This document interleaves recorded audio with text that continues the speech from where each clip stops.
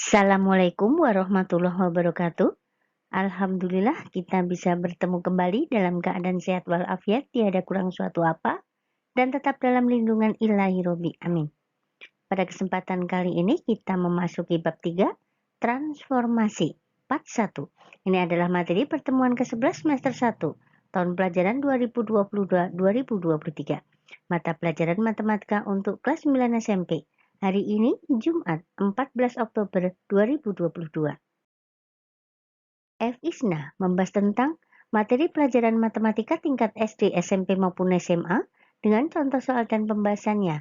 Dan disertai dengan lembar kerja peserta didik LKPD, diselipin rambu-rambu pengerjaan soal-soalnya agar lebih mudah dipahami oleh siswa. Soal-soal penilaian harian per PH, penilaian tengah semester PTS, penilaian akhir semester PAS, penilaian akhir tahun PAT, TRIOT, TO, ujian sekolah US, uji coba, ujian nasional UJUN, dan ujian nasional UN. Tetapi sebelum kita mulai, akan lebih baik jika F. Isna kalian subscribe, like, dan komen terlebih dahulu di kolom komentar. Terima kasih.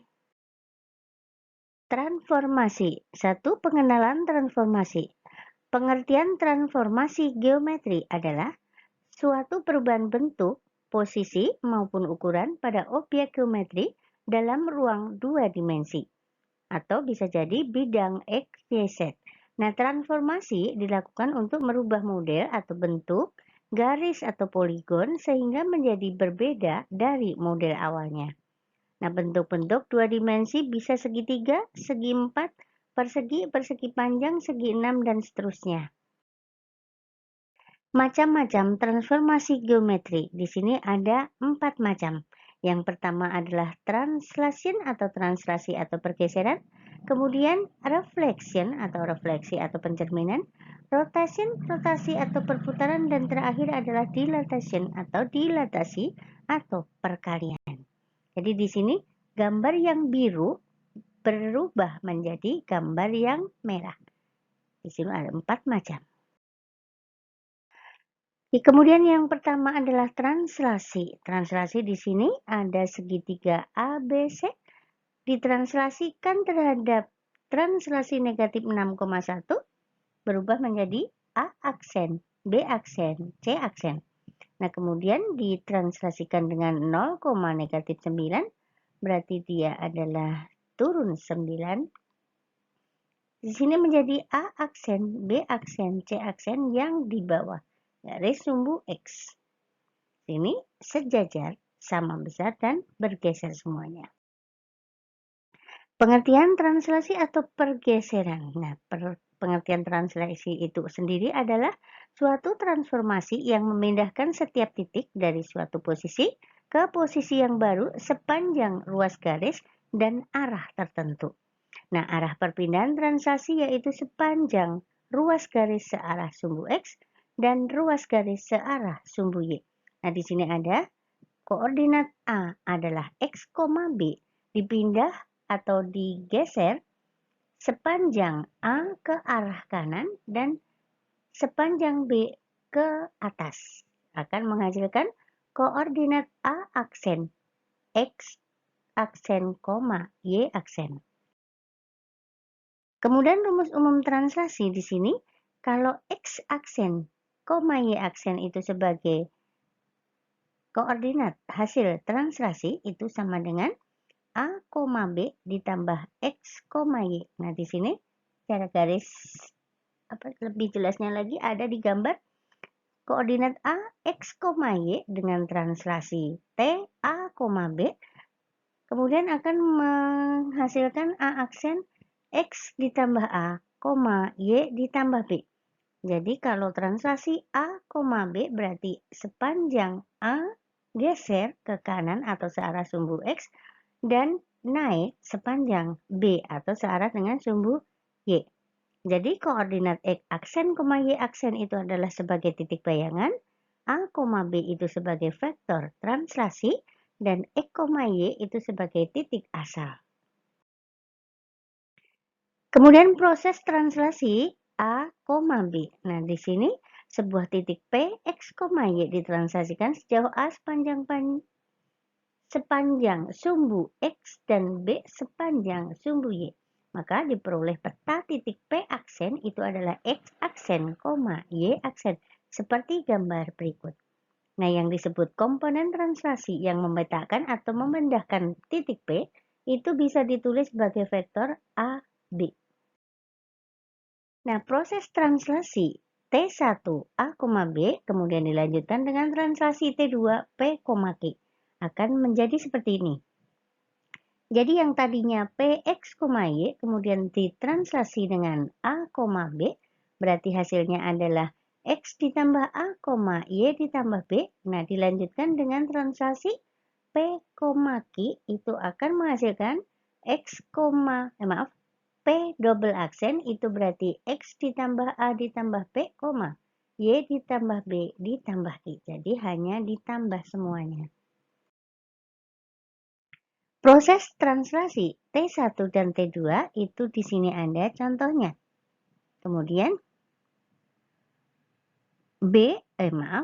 titik B, jika titik B yang ditranslasi itu kalau B negatif 9,2 ditranslasi dengan 4,6 itu akan menghasilkan 4 ke kanan dan 6 ke atas. Itu berarti min 9 ditambah 4 dan 2 ditambah 6. Berarti min 5,8. Itu titik hasil translasinya. Seperti contoh yang tadi, kalau 33 ditranslasi dengan 44 berarti 3 ditambah 4, 3 ditambah 4. Jadi A aksennya adalah 7,7 dan seterusnya. Nah, proses translasi A, B ini biar lebih jelas lagi. Jadi translasi A, B itu artinya, nah jika A positif berarti titik bergeser ke kanan sepanjang A satuan. Jika A negatif berarti bergeser ke kiri sepanjang A satuan. Nah, kemudian jika B yang positif itu titik bergeser ke atas sepanjang B satuan. Kalau B-nya negatif berarti bergeser ke bawah sepanjang B satuan yang pernah kita praktekkan yang kemarin. Nah, contoh translasi 3,4 dari titik P 1,4 maka hasilnya adalah 3 tambah 1, 4 tambah 4 berarti 4,8. Kemudian, jika segitiga ABC dengan koordinat A 2,0, B 6,-2 dan C 4,3 ditranslasikan dengan T 3,4 maka akan menghasilkan titik koordinat titiknya A aksen. Berarti 3 ditambah 2, 4 tambah 0 berarti 5,4. Nah, kemudian titik B aksen itu berarti 3 tambah 6, 4 ditambah negatif 2. Berarti B aksennya 9,2.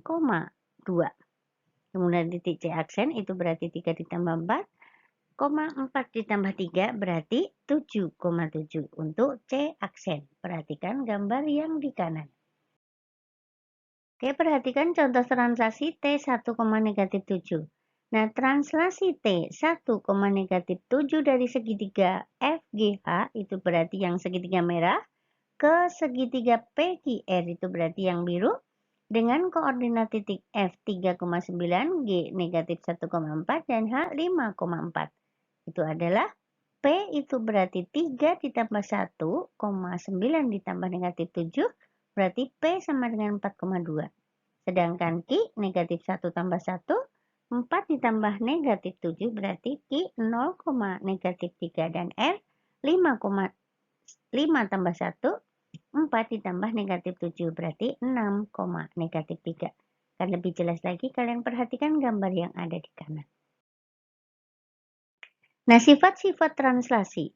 Perhatikan di sini ada sifat translasi atau pergeseran berarti dia sejajar dengan bangun asal. Kemudian sama besar dengan bangun asal dan bergeser semua. Artinya bentuknya tetap, ukurannya tetap, dan arahnya tetap. Kemudian contoh yang kedua, translasi memetakan titik A 1, negatif 2 dan ke titik A aksen 4,3. Nah, tentukan faktor translasinya. Di sini dimisalkan faktor translasi adalah T sama dengan AB. Faktor AB. Nah, berarti TAB itu sama dengan 1 ditambah A negatif 2 ditambah B itu akan menghasilkan 4,3.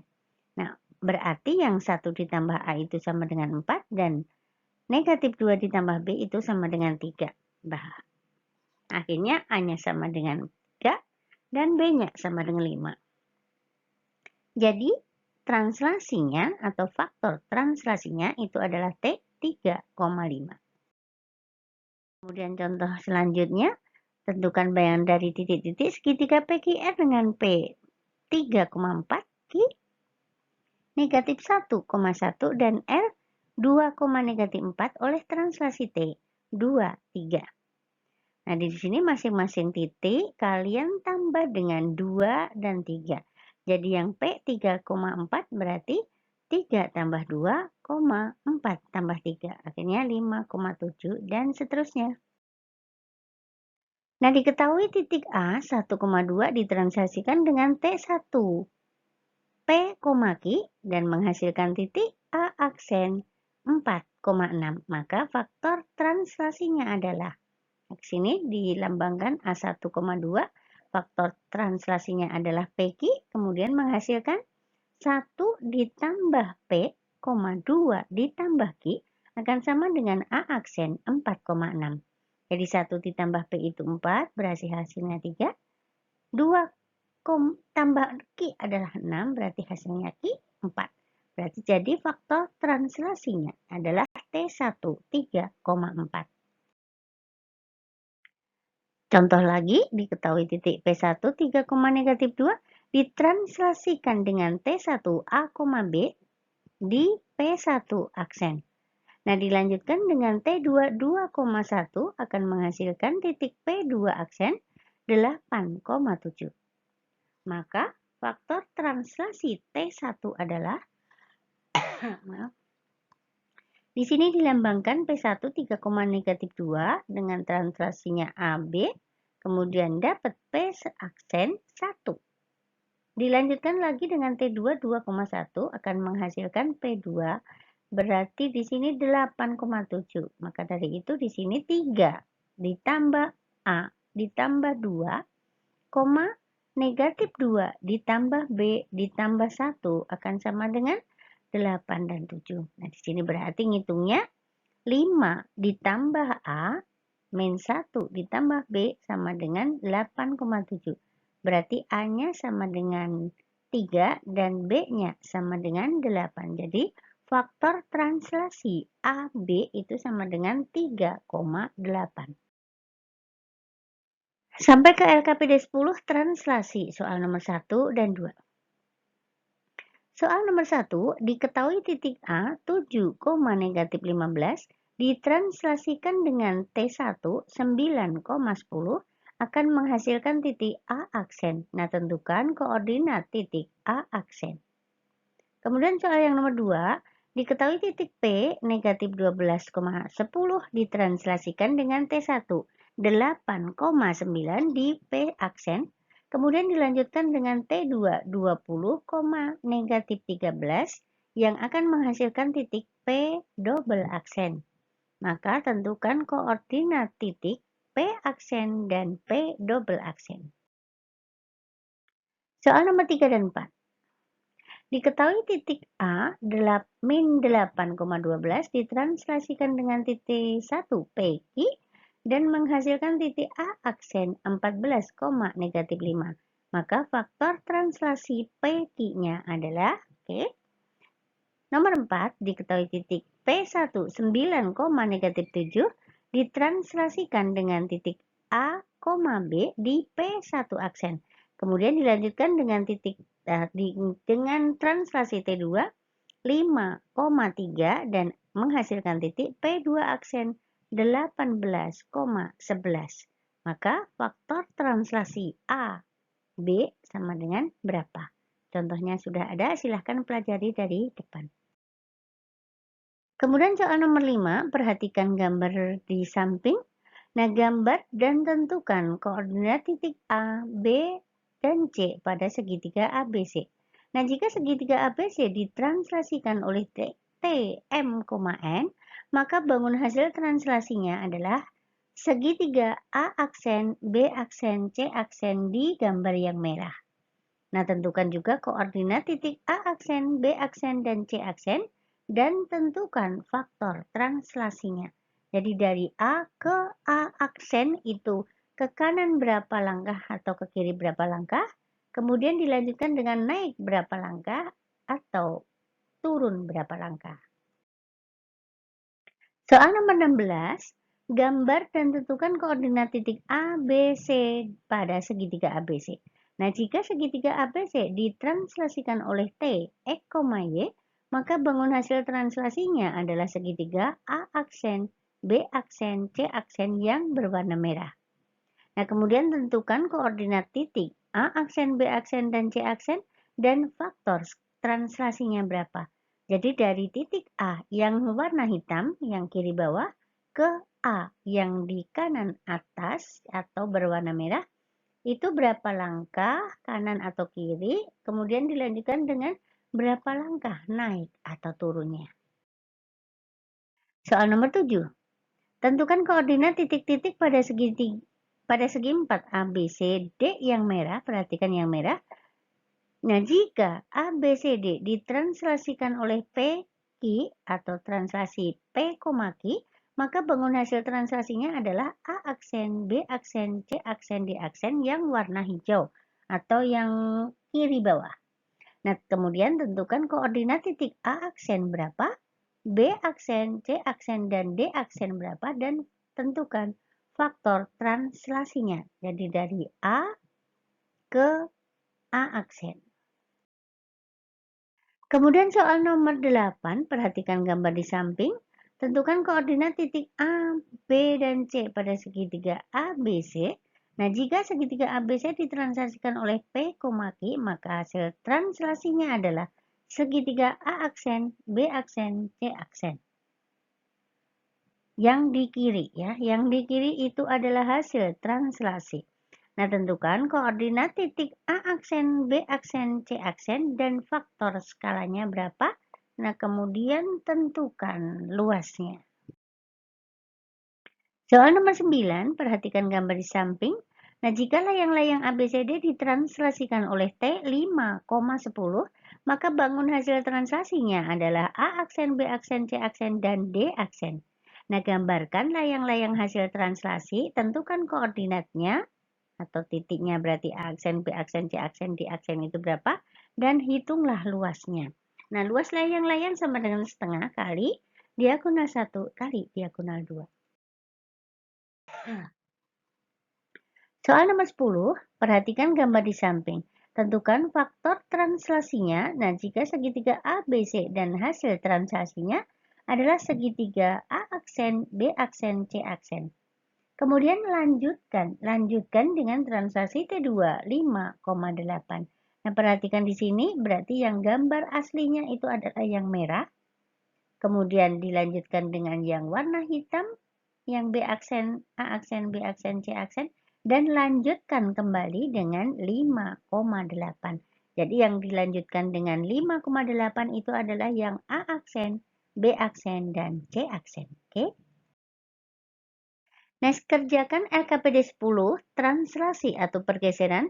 Tulis jawaban kalian di kertas folio dan buku berpetak dengan cara penyelesaiannya. Kumpulkan langsung di sekolah sesuai jadwal kelas masing-masing. Terima kasih atas perhatiannya. Selamat mengerjakan. Sukses buat kalian semua dan jangan lupa supportnya dengan tekan tombol subscribe, like, dan komen di kolom komentar. Oke, terima kasih dan Assalamualaikum warahmatullahi wabarakatuh. Bye-bye.